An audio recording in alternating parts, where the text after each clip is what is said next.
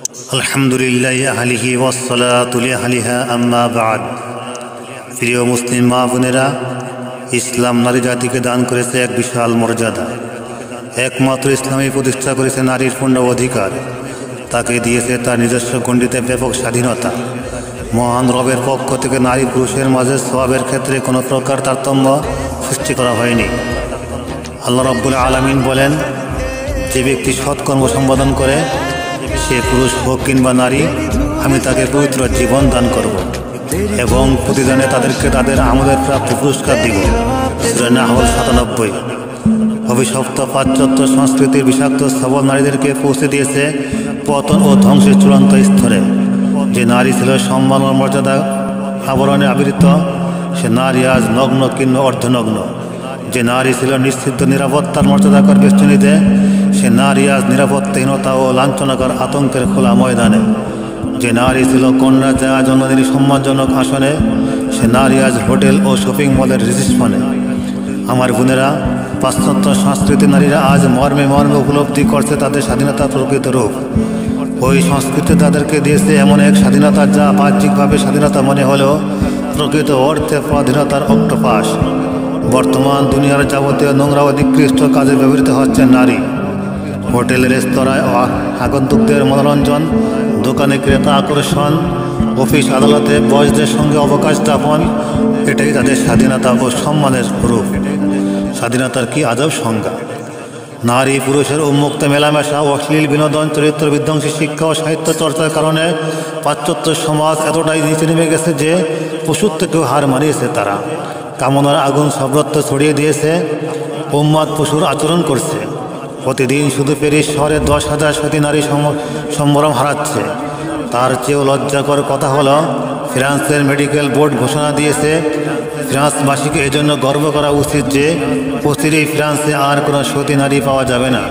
তাদের মনুষ্যত্ববোধ কত নিচে নেমে গেছে তা কল্পনাও করা যায় না। এরূপ নারী স্বাধীনতাকে ধিক্কার, শত ধিক্কার, হাজারো ধিক্কার। প্রিয় মুসলিম মা বোনেরা, পশ্চিমা সংস্কৃতির প্রবক্তা ইসলামী সংস্কৃতিকে নারীদের জন্য অত্যাচার বলে প্রচার করছে, ইসলামকে প্রকৃতির পথে অন্তরায় বলে চিৎকার চেঁচামেচি করছে। কিন্তু ইসলামের সৌন্দর্যল অবদান আজও ইতিহাসের বাঁকে বাঁকে নারীদের প্রেরণা যোগায়। উম্মুল মুমিনিন হযরত আয়েশা রাদিয়াল্লাহু তাআলা আনহা একাই 2210টি হাদিস বর্ণনা করে হাদিসের ভাণ্ডারকে সমৃদ্ধ করেছেন। অসংখ্য জটিল মাসআলার সমাধান দিয়ে উম্মতকে দ্বীনের পথে চলা সহজ করে দিয়েছেন।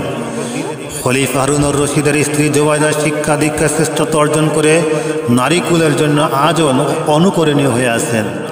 এরকম হাজার হাজার দৃষ্টান্ত রয়েছে যেখানে নারীরা পরিপূর্ণ ইসলামের গণ্ডিতে অবস্থান করেও বিভিন্ন বিষয়ে কৃতিত্বের স্বাক্ষর রাখতে সক্ষম হয়েছেন। প্রিয় মুসলিম বোনেরা, এ যুগে প্রয়োজন এমন একজন নির্বাচিত প্রাণ নারীর, যিনি স্বামী ভক্তিতে হবেন উম্মুল মুমিনিন খাদিজা এর ন্যায়, যে মহিষী দ্বীন ও ইসলামের উন্নতি কল্পে সহায়তা করেছিলেন নবী সাল্লাল্লাহু আলাইহি ওয়াসাল্লামকে সর্বস্ব উজাড় করে।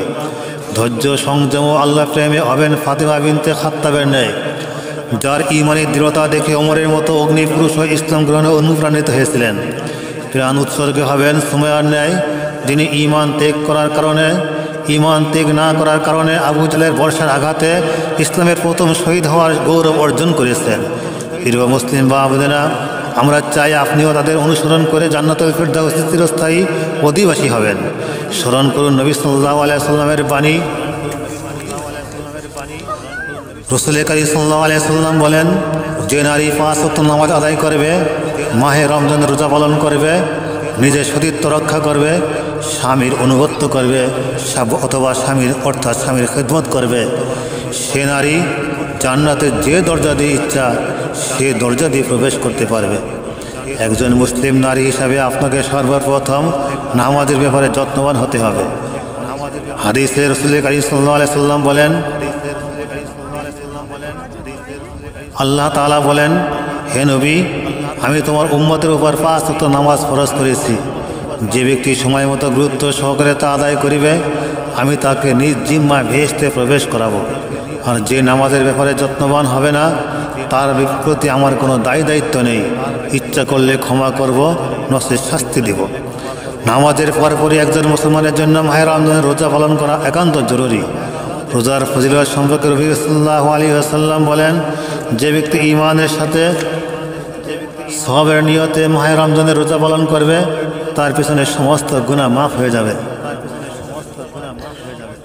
নামাজ ও রোজার সাথে সাথে পর্দার ব্যাপারে যথাযথ গুরুত্ব দিতে হবে।